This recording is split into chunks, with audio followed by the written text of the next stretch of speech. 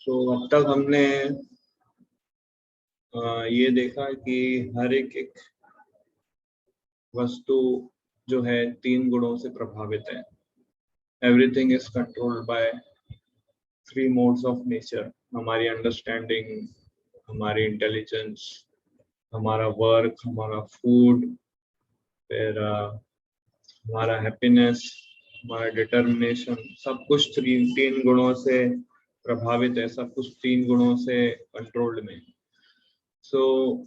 फिर क्वेश्चन ये आता है कि अगर हर एक जीव इस 3 गुणों से बंधा है तो उससे बाहर कैसे निकला जाए। इस क्वेश्चन का आंसर देने के लिए कृष्णा जो है नेक्स्ट सेक्शन लेते हैं, जिसमें ये समझाते हैं कि हम अपने जो हम रूटीन ऑक्यूपेशनल ड्यूटीज करते हैं, उस ड्यूटीज के थ्रू हम प्योरीफाई कैसे हो सकते हैं। और उसमें वर्णाश्रम सिस्टम को सबसे पहले कृष्णा एक्सप्लेन करते हैं।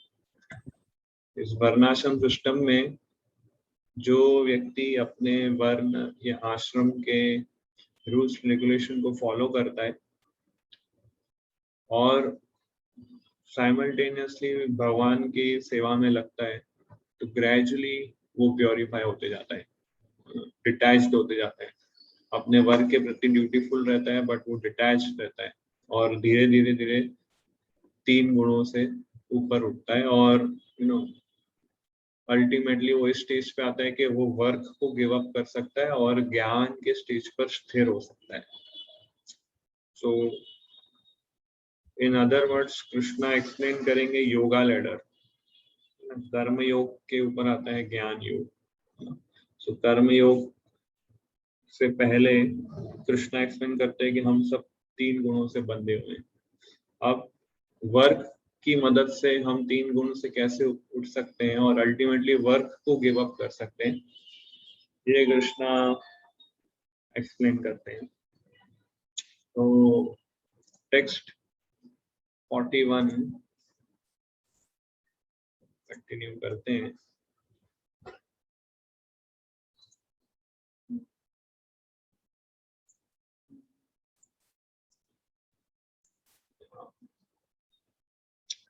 ब्राह्मणा क्षत्रिय विषाम शूद्राणाम च परन्तप कर्माणि प्रभिभक्तानि स्वभाव प्रभवैर्गुणैः।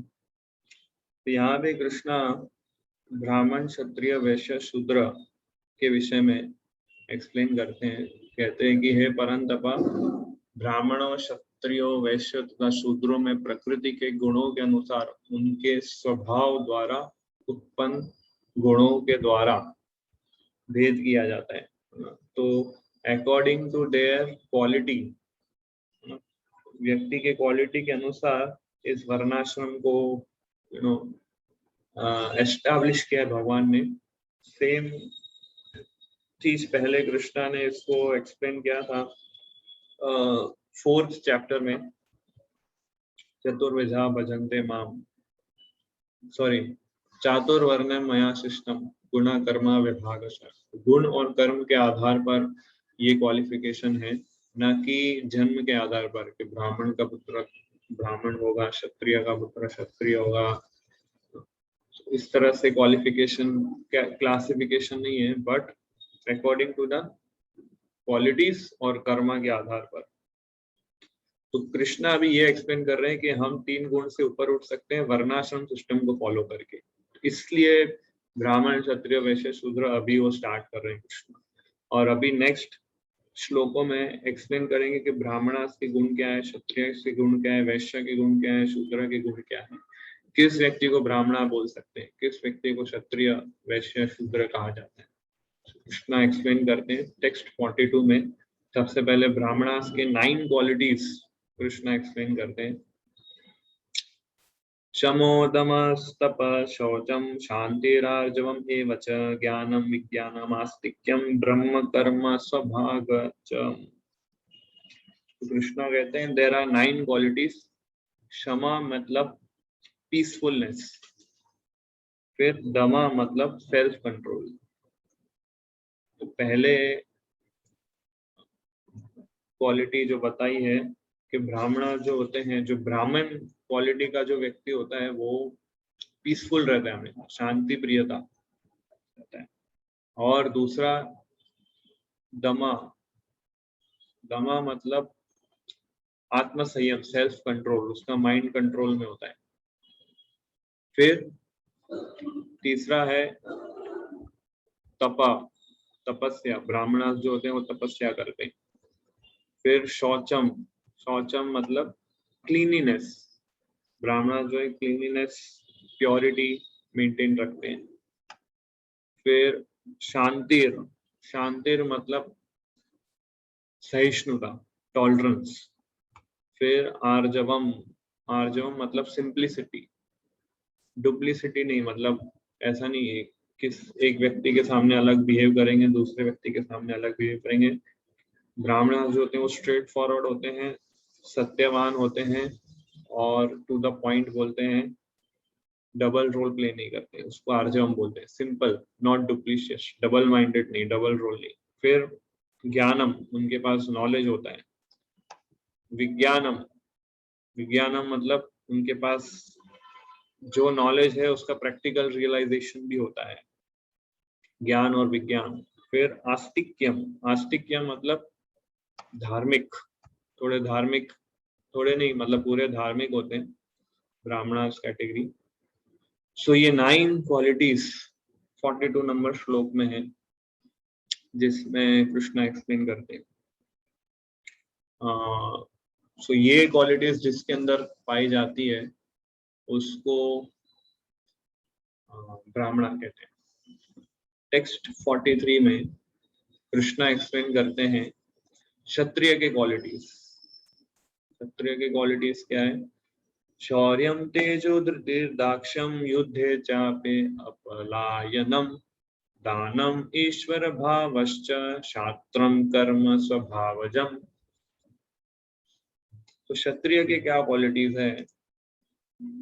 Let's see. शौर्यम मतलब हीरोइज्म, क्षत्रिय जो होते हैं एकदम हीरोइक, मतलब शूरवीर होते हैं। फिर तेज, तेजा मतलब पावरफुल होते हैं, उनका तेज काफी स्ट्रॉन्ग होता है, इन्फ्लुएंशियल होते हैं। धृति मतलब डिटरमाइंड होते हैं।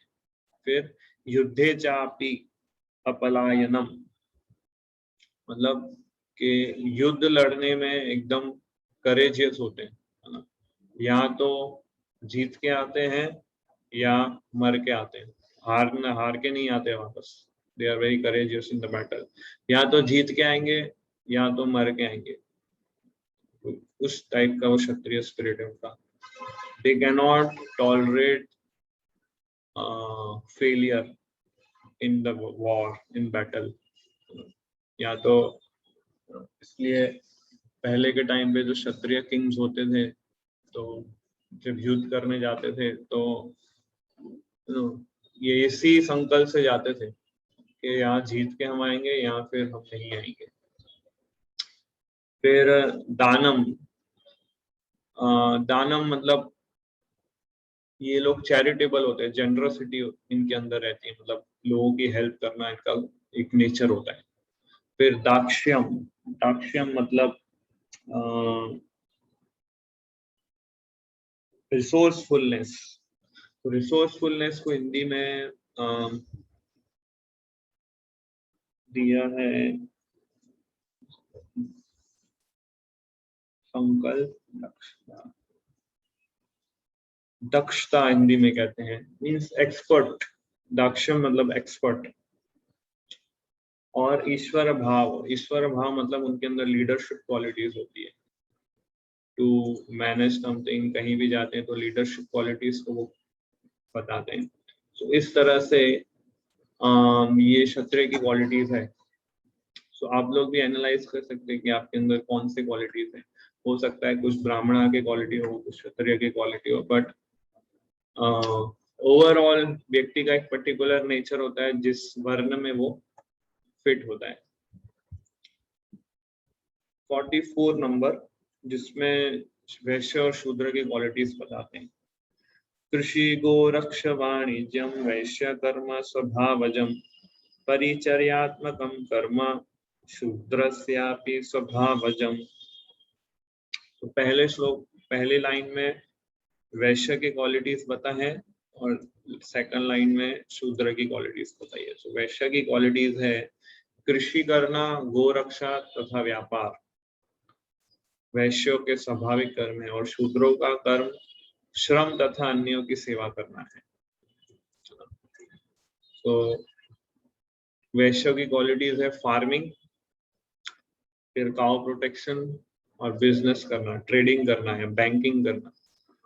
और शूद्र की क्वालिटीज है कि लेबर वर्क करना और दूसरे जो 3 वर्ण हैं ब्राह्मण क्षत्रिय वैश्य उनको असिस्ट करना, उनको हेल्प करना उनके वर्क में।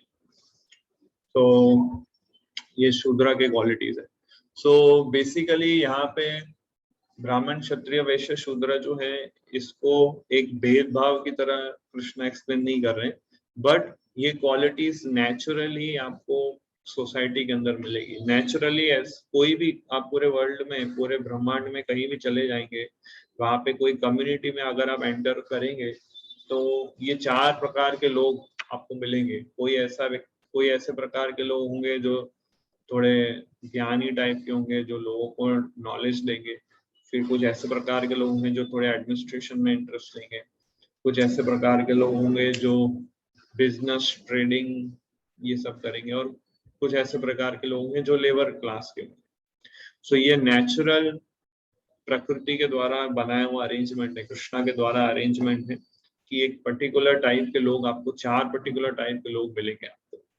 सो हम किस कैटेगरी में आते हैं अकॉर्डिंगली हम उसमें देखते हैं। हालांकि कलयुग में हमारे स्क्रिप्चर्स कहते हैं कलयुग में 99% पॉपुलेशन जो है वो शूद्र कैटेगरी की है। हमेशा वो लेबर क्लास, दूसरों पे हमेशा डिपेंडेंसी रहती है उनकी। अगर मेरा बॉस मुझे सैलरी नहीं देगा तो मैं वर्क नहीं, मेरा जीवन नहीं चलेगा। ये मेंटालिटी जो है शूद्र की मेंटालिटी है। आज सारे कॉलेजेस और यूनिवर्सिटीज लोगों को, स्टूडेंट्स को, यूथ को लेबर और शूद्र कैटेगरी बना रही है अनफॉर्चुनेटली। सो प्रभुपाद इसलिए कहते थे कि Brahmanas are needed in our society.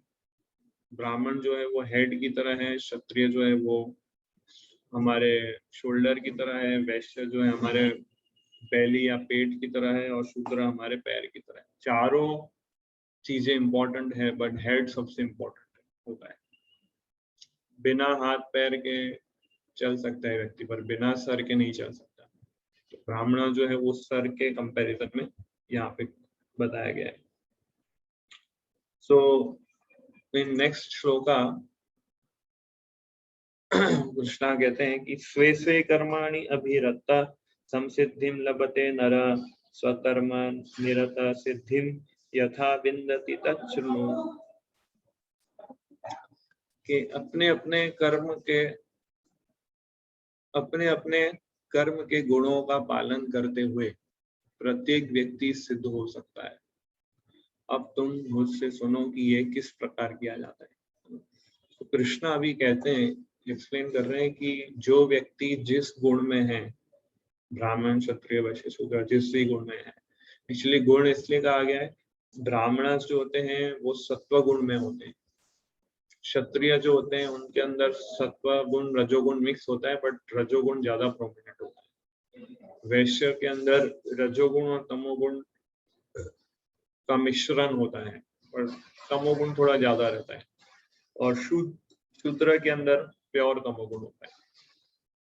तो नाउ कृष्णा भी कहते हैं कि हम अपने अपने वर्ण में जो है उसकी ड्यूटीज को फुलफिल पूरा अच्छे से करेंगे तो हम परफेक्शन को प्राप्त कर सकते हैं, धीरे धीरे हम एलिवेट हो सकते हैं। सो कैसे वो एलिवेट होते हैं, नेक्स्ट सेक्शन ले रहे हैं कृष्णा के 46 नंबर, 46, 47, 48 ये 3 श्लोक में कृष्णा एक्सप्लेन करेंगे कि कैसे व्यक्ति जो है अपने ही ऑक्यूपेशन में अगर वो स्थिरता रहता है, अपने वर्ण में वो स्थिर रहता है, तो उसका एलिवेशन हो सकता है। तो 46 कृष्णा कहते हैं यत प्रवृत्तिर्भूतानां येन सर्वम् इदं ततं स्वकर्मणा तम् अभयर्चया सिद्धिं विन्दति मानव।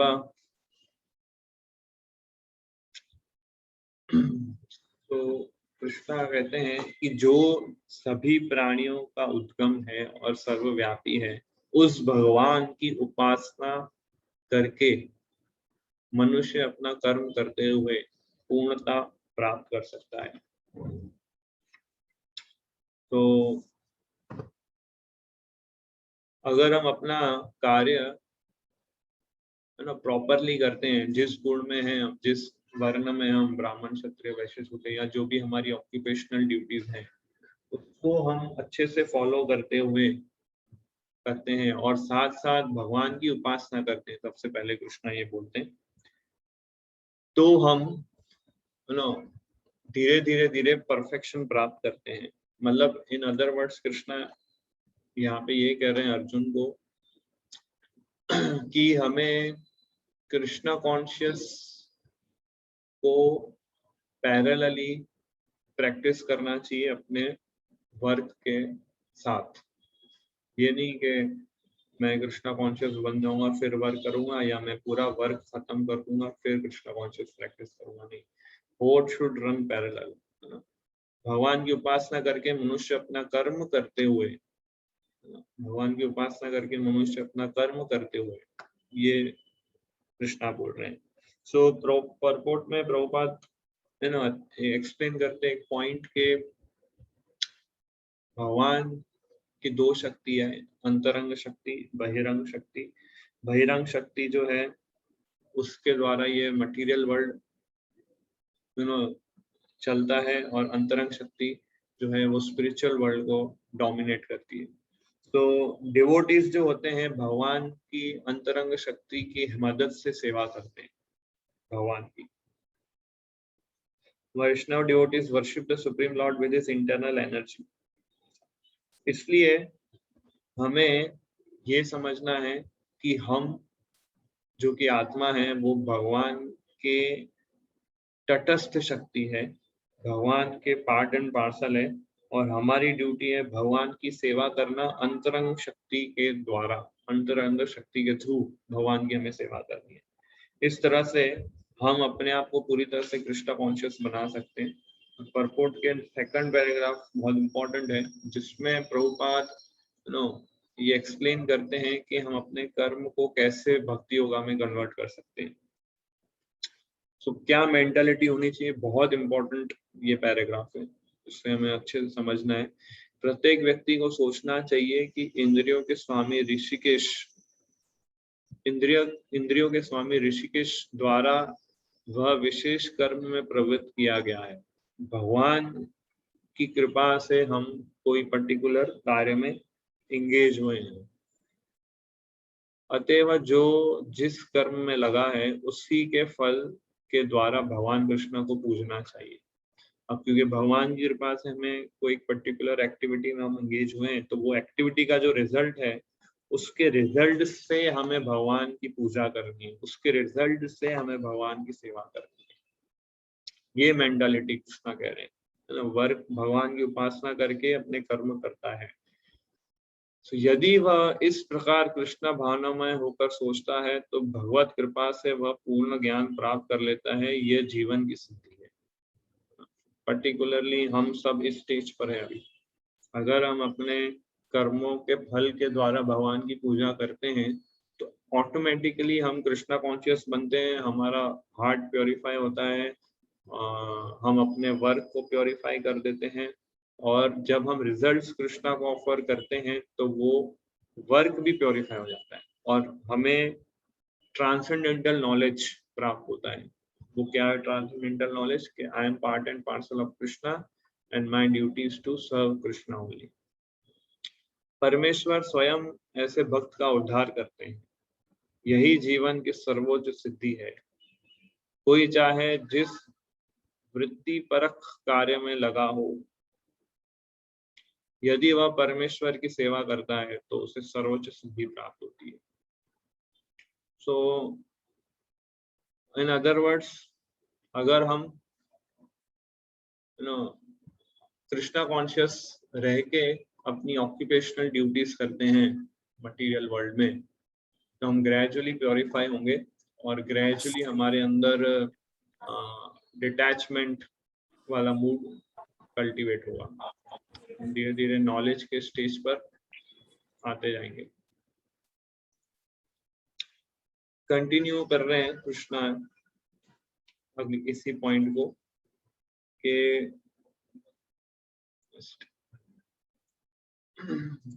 7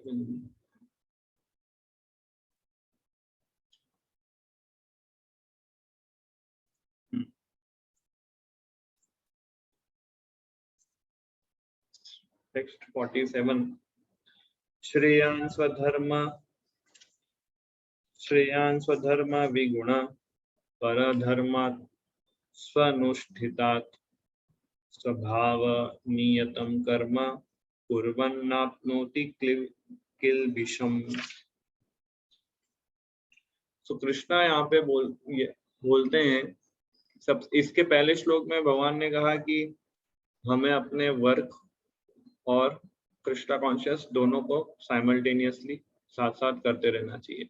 बट अगर कोई ऐसा प्रश्न पूछे कि मेरे वर्क में तो बहुत सारे त्रुटियां हैं, जैसे फॉर एग्जाम्पल क्षत्रिय जैसे अर्जुन ऐसा सोच रहा था कि मैं ये युद्ध नहीं लड़ूंगा, इसमें बहुत पाप लगेगा, मुझे बेटर है कि मैं युद्ध नहीं लड़के ब्राह्मण की तरह भिक्षा मांगू, जंगल में रहूं और ये सारे पाप कार्यों से बच जाऊं। ये आर्गुमेंट अर्जुन रख रहा था। तो क्या फिर उसको जो क्षत्रिय है, अगर उसके वर्क के अंदर बहुत सारे फॉल्ट्स अगर दिखते हैं या बहुत सारे पाप वाले कार्य में लगा हुआ है, ऐसे व्यक्ति क्या अपना वर्ण या अपना गुण चेंज करके ब्राह्मण कर सकता है? कृष्णा क्या कहते हैं उस विषय पे 47 नंबर में यही कहते हैं कि अपने वृत्तिपरक कार्य को करना चाहे वे कितना ही त्रुटिपूर्ण ढंग से क्यों न किया जाए, अन्य किसी के कार्य को स्वीकार करना और अच्छी प्रकार करने की अपेक्षा अधिक श्रेष्ठ है। अपने स्वभाव के अनुसार निर्दिष्ट कर्म कभी भी पाप से प्रभावित नहीं होते। तब कृष्णा ये बोल रहे हैं कि दूसरे शब्दों में कि अगर आपने केमिकल इंजीनियरिंग में एडमिशन लिया है और आपको कंप्यूटर साइंस का अच्छा नॉलेज है, भले आपको कंप्यूटर साइंस का अच्छा नॉलेज है, उसमें एक्सपर्ट है, आप केमिकल इंजीनियरिंग ही प्रैक्टिस कीजिए, भले उसमें कम मार्क्स आए या फेल हो जाए, but just keep doing chemical engineering, keep studying, because ये आपका धर्म है, आपने उसमें एडमिशन लिया है। कृष्णा ऐसा बोल रहे हैं। भले ही हम अपना खुद का दिया गया टास्क इम्परफेक्टली परफॉर्म करें, वो ज्यादा बेटर है कि जो हमारा कार्य नहीं है उसको हम अच्छे से करें। वो करने से अच्छा है कि हम अपना कार्य करें, भले इम्परफेक्ट वे से करें। क्यों ऐसा बोल रहे हैं? क्योंकि अपने स्वभाव के अनुसार निर्दिष्ट कर्म कभी भी पाप से प्रभावित नहीं होते। हम अपनी ड्यूटीज जब करते हैं तो वो ड्यूटीज कभी इम्प्योर नहीं होती है। तो प्रभुपाद में बहुत अच्छा एक्सप्लेन करते हैं कि ब्राह्मणास के ड्यूटीज के अंदर भी बहुत सारी मिस्टेक्स है, क्षत्रिय के अंदर भी बहुत सारी मिस्टेक्स है, वैश्य के अंदर भी मिस्टेक्स है, शूद्र के अंदर भी मिस्टेक्स है। हर एक कार्य में मिस्टेक्स या फॉल्ट दिखेंगे, बट अल्टीमेटली हमें ये समझना है कि मेन पॉइंट ये है कि हमें कृष्णा को प्रसन्न करना है, भगवान को प्रसन्न करना है। ये अल्टीमेट उद्देश्य होना चाहिए हमारा। कौन सा ड्यूटी परफेक्ट करना चाहिए, नहीं करना चाहिए, ये सब सेकेंडरी है। क्या अल्टीमेटली सम सिद्धि हरितोषणम, क्या हम ये स्टेज पर है कि नहीं, वो अल्टीमेटली चेक किया जाता है एट द एंड। ये सारे वर्ण जितने भी भगवान ने अभी एक्सप्लेन किए, उसका अल्टीमेट उद्देश्य ये है कि हम भगवान के और निकट आए, भगवान के प्रति सेवा भाव बढ़े, भगवान के प्रति भक्ति भाव बढ़े, भगवान से हमारा रिलेशन बने। तो अर्जुन ने जो आर्ग्यूमेंट रखा कि मेरे को ये पाप वाले कार्य में नहीं करना है, मुझे क्षत्रिय वाला रोल, ब्राह्मणा वाला रोल प्ले करना है, सो कृष्णा उसको बहुत सारे आर्ग्यूमेंट से एक्सप्लेन करते करते अभी 80 चैप्टर पे पहुंचे हैं और फिर से वही एक्सप्लेनेशन दे रहे हैं कि तुम्हें अपना part as a Kshatriya play करना है। अर्जुन कन्विंस हो जाते हैं, अर्जुन फिर युद्ध करते हैं। वो जो युद्ध करते हैं वो क्षत्रिय वाला रोल प्ले नहीं करते हैं, वो भक्ति योग वाला रोल प्ले करते हैं। वर्णाश्रम से ऊपर उठ के अर्जुन अपना कार्य करते हैं। तो यहाँ पे ये इम्पोर्टेंट पॉइंट है समझने वाला कि अर्जुन ने वर्णाश्रम वाला पार्ट प्ले नहीं किया, बट उससे ऊपर उठ के अपना रोल प्ले किया। क्या था उससे ऊपर? कृष्णा की प्रसन्नता, for the pleasure of Krishna. बाकी ब्राह्मण, क्षत्रिय, वैश्य, शूद्र ये सब तो एक्सटर्नल लेवल पर है, ये तो शरीर के लेवल पर है। भक्ति जो है वो शरीर के रिलेटेड नहीं है, वो आत्मा के रिलेटेड है। तो भक्ति का अर्थ है भगवान को प्रसन्न करना। अर्जुन ने भगवान को प्रसन्न किया युद्ध लड़के। अर्जुन की मेंटालिटी थी कि मुझे कृष्णा कह रहे हैं इसलिए मैं युद्ध लड़ रहा हूँ, ना कि मैं क्षत्रिय हूँ इसलिए मैं युद्ध लड़ रहा हूँ। ये मेंटालिटी नहीं थी अर्जुन की। But Krishna was ordering me, so I am ready to fight. तो ये मोड से अर्जुन ने युद्ध लड़ा। सो हमें भी अल्टीमेटली इस स्टेज पर आना है। जो भी कार्य कर रहे हैं, जो भी ऑक्यूपेशनल ड्यूटीज कर रहे हैं हम अपने लाइफ में, क्या वो ड्यूटीज से कृष्णा प्रसन्न हो रहे हैं कि नहीं। ये नहीं सोचना चाहिए कि हम ब्राह्मण हैं या क्षत्रिय हैं या वैश्य हैं या शूद्र हैं, दैट डजंट मैटर मच। और ना हमें ये सोचना चाहिए कि क्या हमारे वर्क में इतने सारे फॉल्ट्स हैं, इतनी सारी त्रुटियां हैं, इतने सारे पाप लगेंगे। अल्टीमेटली कृष्णा इज प्लीज्ड और नॉट, ये चेक किया जाता है। परपोर्ट में प्रभुपाद लिखते हैं कि कोई भी कर्म निष्कृष्ट नहीं है यदि वह परमेश्वर की सेवा के लिए किया जाए। कोई भी वर्क डिफेक्टिव नहीं है अगर वो भगवान की सेवा के लिए किया जाए। या नेक्स्ट, सो निजी इंद्र तृप्ति के लिए किया गया कोई भी कार्य बंधन का कारण है। अगर हम अपने इंद्रियों को संतुष्ट करने के लिए कार्य करेंगे तो वो सेंस ग्रेटिफिकेशन हो जाता है और वो कर्म बंधन हो जाता है उससे, क्योंकि हम अपनी इंद्रियों को संतुष्ट कर रहे हैं। सो निष्कर्ष यह निकला कि मनुष्य को चाहिए कि अपने द्वारा अर्जित विशिष्ट गुण के अनुसार कार्य में प्रवृत्त हो और परमेश्वर की सेवा करने के लिए ही कार्य करने का निश्चय करे। अल्टीमेट कंक्लूजन ये है। यही टॉपिक को कृष्णा 48 श्लोक में कहते हैं, कंटिन्यू करते हुए, सहजम कर्म कौन्तेय सदोषम अपि न त्यजेत सर्वारंभा हि दोषेण धूमेनाग्निरिवावृता। तो प्रत्येक उद्योग प्रयास किसी न किसी दोष से आवृत होता है, जिस प्रकार अग्नि धुएं से आवृत रहती है। ते वह है कुंती पुत्र, मनुष्य को चाहिए कि स्वभाव से उत्पन्न कर्म को भले ही वह दोषपूर्ण क्यों न हो कभी त्यागे नहीं। भले ही कितने भी दोष हमारे कर्म में, हमें इसको गिव अप नहीं करना चाहिए, चाहे कितने भी इसके अंदर त्रुटियां हो। एग्जाम्पल कृष्णा दे रहे हैं कि अग्नि है, धुआं भी निकलता है, हमें अग्नि से मतलब रखना है, धुएं के मतलब नहीं करना है। अग्नि निकल रही है, अपने वर्क कर लेने का अग्नि को यूज करके, और धुएं को टॉलरेट करने का। जहां अग्नि है वहां धुआं निकलेगा ही। तो इसलिए इसका मतलब ये नहीं कि धुआं निकल रहा है तो हम अग्नि को गिव अप कर देंगे। अगर आपने अग्नि को गिव अप कर दिया तो अपना कार्य कर नहीं पाएंगे। अग्नि से जो भी कार्य करने होते हैं, you won't be able to do that. तो इसी प्रकार से सभी जितने भी कर्म हम कर रहे हैं इस भौतिक संसार में, सबके अंदर कुछ ना कुछ डिफेक्ट्स है, कुछ ना कुछ फॉल्ट है, या उसकी वजह से कुछ कर्मा या कुछ पाप हमें लगेगा ही लगेगा। तो इसका मतलब ये नहीं कि हम उस कार्य को गिव अप कर दें। तो हमें अपना कार्य करना है भक्ति भाव के साथ, डिटैचमेंट वाले मूड के साथ, रिनंसिएशन वाले मूड के साथ नहीं, डिटैचमेंट वाले मूड के साथ हमें अपना कार्य करना है। तो एक्चुअली ये ब्राह्मण क्षत्रिय वैश्य शूद्र ये जो है ना एक प्रकार का डेजिग्नेशन है हमारा, और वो डेजिग्नेशन भी हमको एक पर्टिकुलर मेंटालिटी में बांध देता है। अल्टीमेटली हमें कृष्णा कॉन्शियस बनना है, क्योंकि भक्त जो होता है वो सब कुछ करने के लिए रेडी होता है कृष्णा के लिए।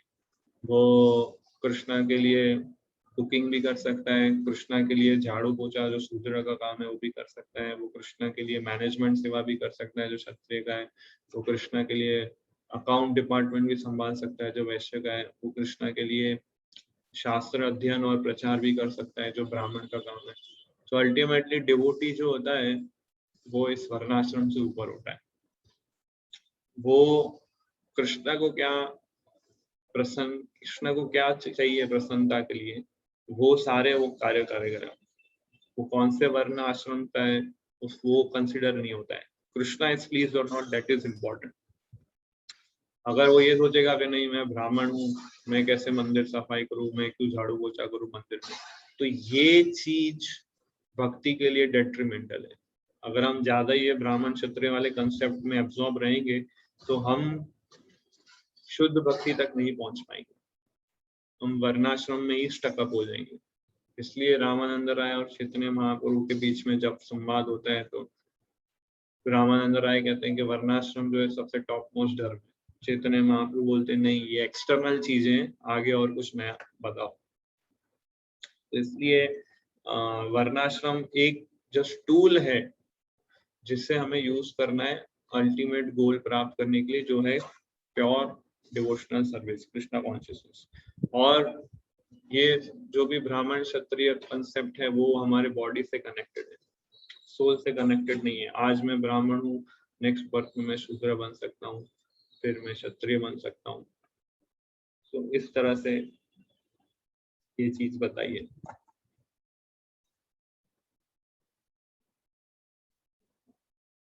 तो यहाँ पे एनालॉजी कृष्णा देते हैं फायर और स्मोक वाला।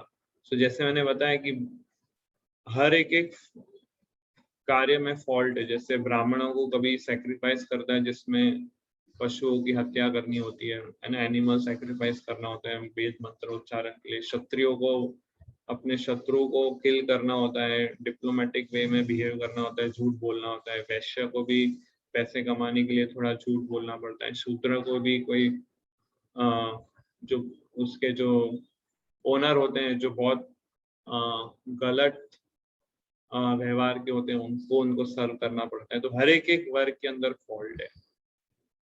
तो ये सारे फॉल्ट को हम अवॉइड कर सकते हैं, बच सकते हैं अगर हम उस वर्क के रिजल्ट से भगवान की सेवा करते हैं, भगवान की पूजा करते हैं।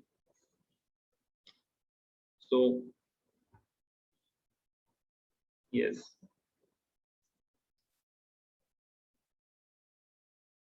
और कोर्ट में लिखते हैं प्रभाट के इसी प्रकार किसी को भी अपनी सहज वृत्ति इसलिए नहीं त्याग देनी चाहिए कि कुछ बाधक तत्व आ गए हैं, कुछ डिफेक्ट आ गया है, मेरे वर्क में बहुत समस्या है इसलिए मैं इसको गिव अप करता हूँ। ये एटीट्यूड नहीं होना चाहिए। अपितु मनुष्य को चाहिए कि कृष्ण भावनामृत में रहकर अपने वृत्तिपरक कार्य में से परमेश्वर की सेवा करने का संकल्प ले। यही सिद्धि अवस्था है। One should be determined to serve the Supreme Lord by his occupational duty. That is the perfectional point. When a particular type of occupation is performed for the satisfaction of Supreme Lord, all defects in that particular occupation are purified. जो भी हम कार्य करते हैं अगर वो भगवान की संतुष्टि के लिए एंड में हो रहा है तो सारे डिफेक्ट उसमें से प्योरीफाई हो जाते हैं। तो यहाँ तक कृष्णा एक्सप्लेन करते हैं कर्म के विषय में, अपने कर्मों को कैसे प्योरीफाई किया जा सकता है। 49 नंबर श्लोक से कृष्णा एक स्टेप हमें ऊपर ले जाते हैं और ज्ञान के प्लेटफॉर्म पे लेके आते हैं। तो एक प्रकार का सन्यासी ऐसा होता है जो वर्क करता है डिटैचमेंट वाले मूड से, पर रिजल्ट से अटैच होता है। वो सन्यासी जब ऐसे डिटैचमेंट वाले मूड से वर्क करता रहेगा तो अल्टीमेटली रिजल्ट से भी वो रिजल्ट से भी धीरे धीरे डिटैच हो जाएगा और फिर वो उसका एलिवेशन होता है, और एलिवेशन जब होता है तो उसको एक नॉलेज मिलता है जिससे वो ये रियलाइज करता है कि जिससे उसके अंदर इतनी मैच्योरिटी आ जाती है कि वो वर्क को भी गिव अप कर सकता है ऑल टुगेदर और मेडिटेशन में लग जाता है वो। और उसके अंदर नॉलेज और मैच्योरिटी आ जाती है। वो नॉलेज और मैच्योरिटी क्या है कि वो आत्मा है और भगवान का पार्ट एंड पार्सल है। He is part and parcel of supreme Lord. इस नॉलेज और इस मैच्योरिटी पे जब वो आ जाता है तो अपने वर्क को भी वो गिव अप कर सकता है और अल्टीमेटली रिनंसिएशन वाले मूड में आ सकता है। तो वही कंसेप्ट 49 से 55 नंबर तक कृष्णा एक्सप्लेन करते हैं। टेक्स्ट 49 में कृष्णा बोलते हैं कि असक्त बुद्धि सर्वत्र जितात्मा विगत स्पृहा नैष्कर्म्य सिद्धिं परमां संन्यासेनाधिगच्छति। जो आत्म संयमी तथा अनासक्त है एवं जो समस्त भौतिक भोगों की परवाह नहीं करता, वह संन्यास के अभ्यास द्वारा कर्म फल से मुक्ति की सर्वोच्च सिद्धि अवस्था प्राप्त कर सकता है। यहाँ पे सन्यासी की कृष्ण एक क्वालिफिकेशन बता रहे हैं कि वो किसी भी चीज से अटैच नहीं होते हैं। असक्त बुद्धि, अनअटैच्ड, उसका माइंड इंटेलिजेंस अनअटैच रहता है। फिर असक्त बुद्धि सर्वत्र, फिर जीतात्मा, वो अपना माइंड उसका कंट्रोल्ड में रहता है। पहले तो अटैच्ड होता नहीं किसी से, उसका माइंड कंट्रोल रहता है। और तीसरा विगत स्पृहा। विगत स्पृहा मतलब कि वो मटेरियल डिजायर्स को गिव अप कर दिया है उसने। Is free from all material desires. ये 3 कैरेक्टरिस्टिक्स है जब वो कर्म को गिव अप करके धीरे धीरे ज्ञान के प्लेटफॉर्म पे आता है। असक्त बुद्धि सर्वत्र, जीतात्मा और विगत स्पृहा। प्रभुपाद परपोर्ट में बहुत सिंप्लीफिकेशन, एकदम सिंपल वे से एक्सप्लेन करते हैं कि एक्चुअल सन्यास किसको बोलते हैं, व्हाट इज रियल सन्यास। सन्यासी जो होते हैं उनको ये परपोर्ट, उनके लिए ये बहुत अच्छा लिखते हैं प्रभुपाद। इस सच्चे सन्यास का अर्थ है कि मनुष्य सदा अपने को परमेश्वर का अंश मानकर ये सोचे कि उसे अपने कार्य के फल को भोगना का कोई अधिकार नहीं है। चूंकि वह परमेश्वर का अंश है, अतएव उसके कार्य का फल परमेश्वर द्वारा भोगा जाना चाहिए। यही वास्तव में कृष्ण भावना होते हैं। ही नोस के सब कुछ कृष्ण का है और मैं कृष्ण का अंश हूँ, मैं कृष्ण का दास हूँ, तो मैं कुछ भी इंजॉय नहीं कर सकता। रादर मैं सभी चीजों को कृष्णा को ऑफर करूंगा ताकि कृष्णा एंजॉय कर सके। और ये एक्चुअल में कृष्णा कॉन्शियसनेस है और ये एक्चुअल में रियल संन्यास है। कॉन्शियसनेस उसकी अगर ये है तो वो रियल सन्यासी, चाहे वो स्त्री है या पुरुष है, ब्रह्मचारी है या गृहस्थ है, डजंट मैटर। ये कॉन्शियसनेस उसके अंदर है, दैट इज रियल सन्यासी। Ultimately for the pleasure of Krishna. हम लोग इतने कंडीशनड जीव हो गए हैं कि हम हमारे प्लेजर के लिए हर बार सोचते हैं मुझे अच्छा खाना कैसे मिले, मुझे अच्छे कपड़े कैसे मिले, या मेरा नेम फेम कितना अच्छा हो, मेरे को अच्छी स्त्री या मुझे अच्छा पुरुष कैसे मिले। हम अपने एंजॉयमेंट के लिए सोचते हैं। और रियल रिनंसिएशन, रियल डिवोटी कैसा सोचता है, कृष्णा को प्लेजर कैसे दिया जाए। यही क्या हमें एक्चुअली अपनी कॉन्शियसनेस को मेजर करना चाहिए every moment, every second, every minute, कि क्या मैं कृष्णा के प्लेजर के लिए ये कार्य कर रहा हूँ कि नहीं, या मेरे प्लेजर के लिए कार्य कर रहा हूँ। क्या मैं क्या मैं कृष्णा को प्रसन्न करने के लिए कुछ कार्य कर सकता हूँ या नहीं कर सकता हूँ। क्या मेरी कॉन्शियसनेस इस तरह से है कि मैं कृष्णा को सेटिस्फाई करूंगा या नहीं। ये कॉन्शियसनेस एक्चुअली मैटर करती है सबसे ज्यादा। फिर आगे लिखते हैं, इस प्रकार वह किसी भी भौतिक वस्तु के लिए आसक्त नहीं होता। वह भगवान की सेवा से प्राप्त दिव्य सुख से परे किसी भी वस्तु में आनंद न लेने का आदी हो जाता है। तो भगवान की सेवा से वो इतना सेटिस्फाइड रहता है कि वो सेटिस्फैक्शन उसको इतना मिलता है भगवान की सेवा करने से कि भौतिक वस्तुओं के पीछे वो नहीं भागता है, उससे आनंद लेने के पीछे वो नहीं पड़ता है, कि वो सेटिस्फाइड, वो फिक्स्ड अप हो गया है भगवान की सेवा में। सन्यासी को पूर्व कार्यकलापों के बंधन से मुक्त माना जाता है, लेकिन जो व्यक्ति कृष्ण भावनामृत में होता है वह बिना संन्यास ग्रहण किए ही ये सिद्धि प्राप्त कर लेता है। तो कृष्ण भावनामृत हो गए मीन्स अगर आप प्योर कृष्ण कॉन्शियस प्रैक्टिस कर रहे हो मीन्स आप रियल सन्यासी हो, आप प्योरीफाई हो गए हो सारे कर्मों से।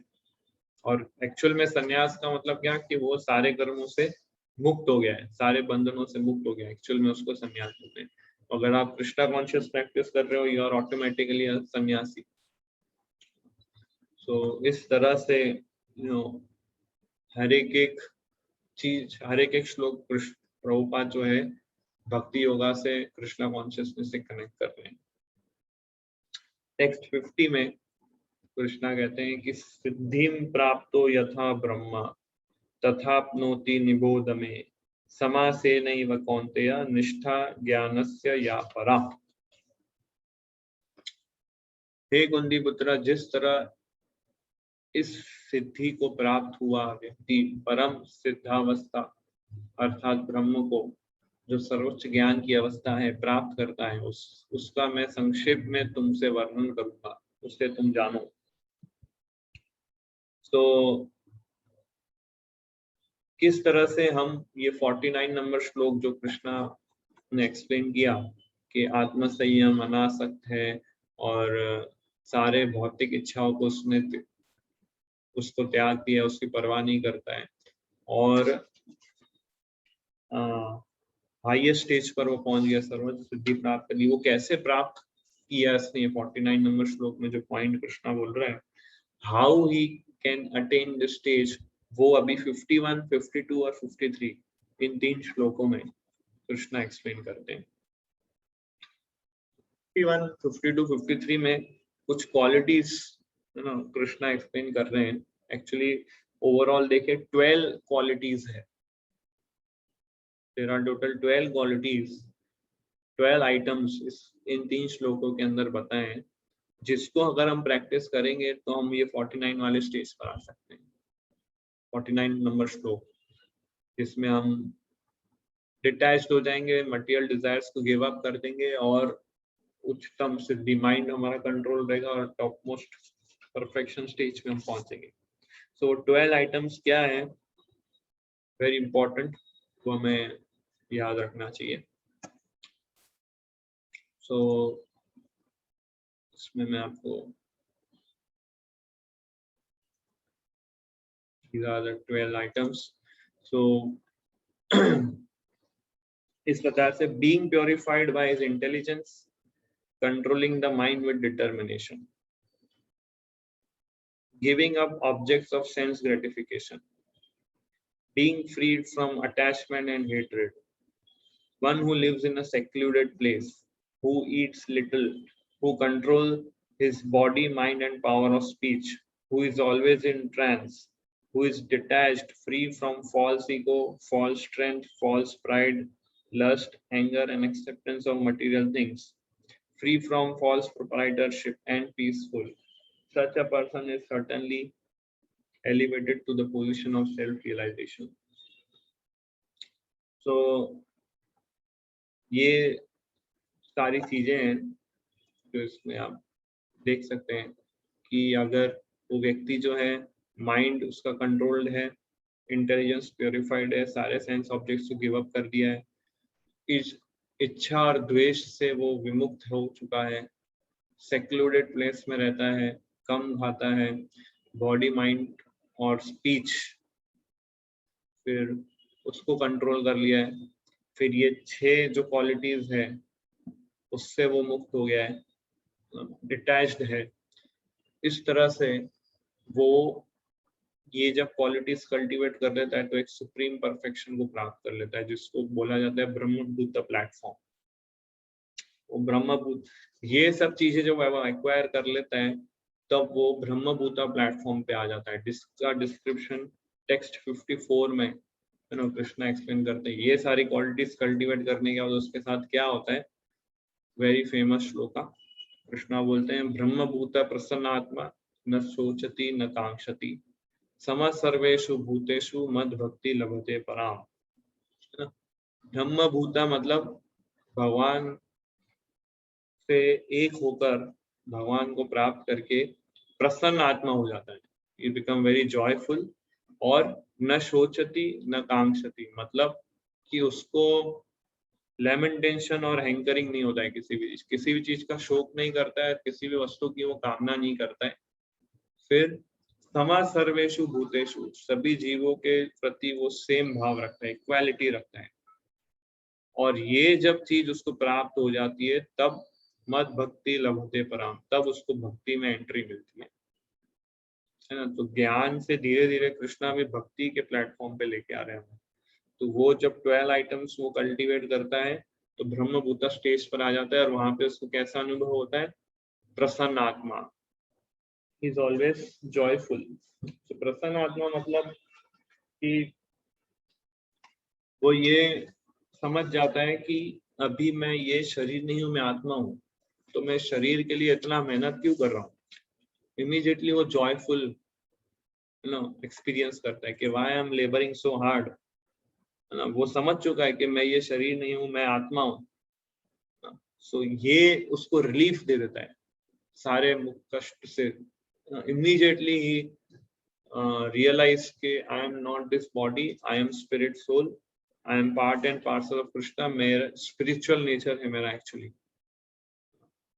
ये पॉइंट से उसको इमीडिएटली, जैसे कि बाहर हम गर्मी में घूम रहे हैं, बहुत तेज गर्मी, और सडनली हम एसी रूम में एंटर करते हैं, सारे कष्ट जो गर्मी से हमें प्राप्त होते हैं तुरंत मिट जाते हैं।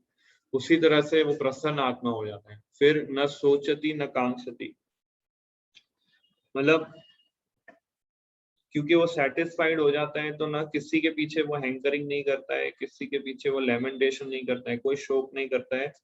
प्रभुपाद इसका एग्जाम्पल देते हैं कि जैसे हम कृष्णा कॉन्शियस भक्त है, उनका एग्जाम्पल देते हैं कि हमारा ना कोई बिजनेस है, हमारा ना कोई प्रोफेशन है, हमें नहीं पता है कि हम कल क्या खाएंगे या शाम को क्या खाएंगे, हम ऐसी पोजीशन पे, पर फिर भी हमें कोई चिंता नहीं है, हमें कोई भय नहीं है। हमें, हमारे पास ना बैंक बैलेंस है, हमारे पास ना मनी है, कुछ भी नहीं है। हमें पता है कि जब हम हरे कृष्णा मंत्र चैंट करेंगे कृष्णा हमें सब कुछ प्रोवाइड करेंगे। तो हमारे पास कोई शोक करने के लिए वस्तु नहीं है, ना किसी की हमें मनोकामनाएं है, ना किसी की हमें कुछ चीज प्राप्त करनी है। वो बात कहते हैं कि सपोज, और हमें किसी चीज का दुख भी नहीं है, जैसे फॉर एग्जाम्पल कोई, किसी ने हमें, प्रभुपाद कहते हैं कि किसी ने मुझे $1000 का डोनेशन दिया और कोई तीसरा व्यक्ति आया और उसने ये $1000 चुरा लिए, तो हमें दुख नहीं होगा इसका। हम क्या सोचेंगे कि कृष्णा ने हमें ये पैसे दिए और कृष्णा ने ये पैसे ले लिए, इट डजंट मैटर, न सोचती न कांक्षती। सो डिवोटी जो होता है, he is always blissful position, वो हमेशा सेटिस्फाइड रहता है और सभी जीवों के लिए इक्वल, समा सर्वेषु भूतेषु, न किसी से ईर्ष्या द्वेष करता है ना, न कुछ डिफरेंशिएट करता है कि हिंदू मुस्लिम है या फिर इंडियन या अफ्रीकन या अमेरिकन है। उससे क्लियरिटी है कि हर एक जीव जो है कृष्णा का पार्ट एंड पार्सल है, तो मैं क्यों डिफरेंशिएट करूं लोगों में। ये पॉइंट पे जब वो आता है तब उसकी डिवोशनल सर्विस में एंट्री मिलती है उसको। इन अदर वर्ड्स, जो लोग शुद्ध भक्ति प्रैक्टिस कर रहे हैं वो ऑलरेडी ये स्टेज पर पहुंच चुके हैं। शुद्ध भक्ति जो प्रैक्टिस कर रहा है वो ऑलरेडी ये सारी क्वालिटीज उसके अंदर है, क्योंकि कृष्णा यहाँ पे ग्रेजुअली एक्सप्लेन कर रहे हैं योगा लैडर में। तो निर्विशेषवादी के लिए ब्रह्मभूत अवस्था प्राप्त करना अर्थात ब्रह्म से तदाकार होना परम लक्ष्य होता है। सो ये ब्रह्मभूत प्लेटफॉर्म अल्टीमेट गोल नहीं होता है, क्योंकि इसके आगे भी स्टेज है। कृष्णा बोल रहे हैं डोंट स्टॉप एट ब्रह्मभूता स्टेज, आगे हमें जाना है, जो टेक्स्ट 55 में कृष्णा एक्सप्लेन करेंगे। बट निर्विशेषवादी जो है वो ब्रह्मभूत पे ये प्लेटफॉर्म पर ही अटक जाते हैं, इससे आगे नहीं बढ़ पाते। इसके आगे भी प्लेटफॉर्म है। आगे लिखते हैं प्रभुपाद, लेकिन साकारवादी शुद्ध भक्त को इससे भी आगे चलकर शुद्ध भक्ति में प्रवृत्त होना होता है। इसका अर्थ हुआ कि जो भगवत भक्ति में रत है वह पहले ही मुक्ति की अवस्था, जिससे ब्रह्मभूत या ब्रह्म काल में कहते हैं, प्राप्त कर चुका है। ये क्लैरिटी होनी चाहिए कि ब्रह्मभूत प्लेटफॉर्म जिसमें वो रियलाइज करता है ना कोई शोक है ना कोई मोह है और सभी जीवों के प्रति इक्वल विजन है और हमेशा प्रसन्न आत्मा रहता है, वही भक्ति में एंटर कर सकता है। और जो भक्ति में एंटर कर चुका है मीन्स उसने ये सारे क्वालिटीज उसके अंदर आ गए। तो प्रभुपाद परपोर्ट के लास्ट लाइन में लिखते हैं बहुत ही अच्छा कि यह संसार उस व्यक्ति के लिए दुखमय है जो भौतिकता से ग्रस्त है, लेकिन भक्त के लिए समग्र जगत वैकुंठ तुल्य है। इस ब्रह्मांड का महान से महानतम पुरुष भी भक्त के लिए एक क्षुद्र चींटी से अधिक महत्वपूर्ण नहीं होता। ये स्टेज पर कैसे आते हैं? ऐसी अवस्था भगवान चैतन्य की कृपा से ही प्राप्त हो सकती है, जिन्होंने इस युग में शुद्ध भक्ति का प्रचार किया। तो चैतन्य महाप्रभु की मर्सी हमें इजीली ये स्टेज फिर शुद्ध भक्ति का कैसे प्राप्त हो गया? Because of mercy of Shri Chaitanya Mahaprabhu, जिन्होंने प्योर डिवोशनल सर्विस का प्रैक्टिस। नहीं तो हमें इतना स्टेप बाय स्टेप गुजरना होता, फिर हम कृष्णा की भक्ति में एंटर होते। बट चैतन्य महाप्रभु की ये मर्सी है जिसके कारण आज हम ये भक्ति स्टेज में एंटर हो गए। तो जब ये ब्रह्मभूत प्लेटफॉर्म जॉयफुल, नेवर लेमेंट्स और desires and equally disposed toward all living entities, ये तीन क्वालिटीज जब वो उसके अंदर आ जाती है तब वो डिवोशनल सर्विस प्रैक्टिस करता है और फिर रियल भक्ति शुरू होती है इसकी, जो कि 55 नंबर के श्लोक में कृष्णा एक्सप्लेन करेंगे। अभी से वो प्योर भक्ति का एक्सप्लेनेशन देते जाएंगे 66 नंबर श्लोक तक, और उसके बाद फिर कंक्लूजन और ग्लोरीज भगवत गीता के विषय में एक्सप्लेन करेंगे। तो यहाँ पर हम स्टॉप करते हैं। किसी का कोई क्वेश्चन है, कोई कमेंट्स है तो पूछ सकते हैं, कोई डाउट्स, कोई प्रश्न। यस धीरज प्रभु। हरे कृष्ण प्रभु जी। हरे कृष्ण।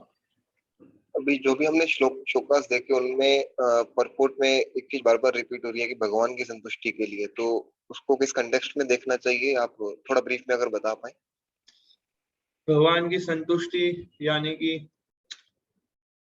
आप जो भी कार्य कर रहे हैं या जो भी ऑक्यूपेशन में हैं आप, क्या वो ऑक्यूपेशन से भगवान प्रसन्न है, क्या भगवान की सेवा हो रही है, ये इस कॉन्टेक्स्ट में कृष्णा बात कर रहे हैं।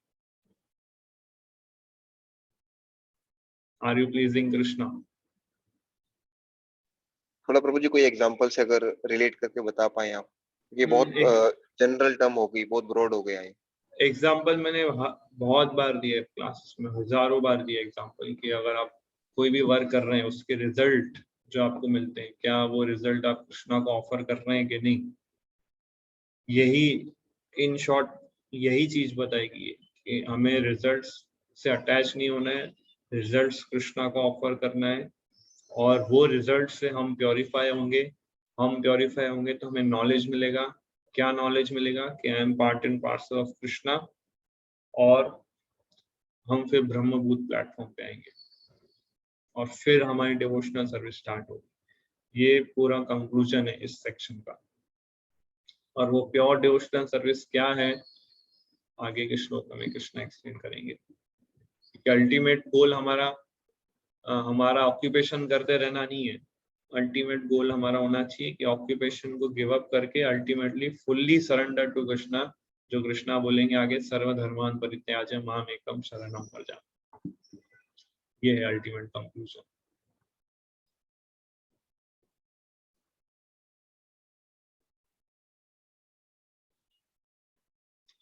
यस, और कोई प्रश्न?